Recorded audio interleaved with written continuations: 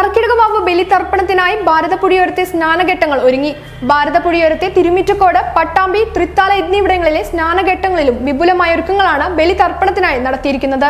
കർക്കിടകവാവ് ബലിതർപ്പണത്തിനായി ഭാരതപ്പുഴയിലെ സ്നാനഘട്ടങ്ങളിൽ വിപുലമായ ഒരുക്കങ്ങളാണ് പൂർത്തിയാക്കിയിരിക്കുന്നത്. നാളെ പുലർച്ചെ 4 മണി മുതൽ ബലിതർപ്പണ ചടങ്ങുകൾ ആരംഭിക്കും. ഭാരതപ്പുഴയിലെ സ്നാനഘട്ടങ്ങളിലും ഭാരതപ്പുഴയുടെ കൈവരികളിലെ കടവുകളിലുമെല്ലാം ബലിതർപ്പണത്തിന് സൗകര്യങ്ങൾ ഏർപ്പെടുത്തിയിട്ടുണ്ട്.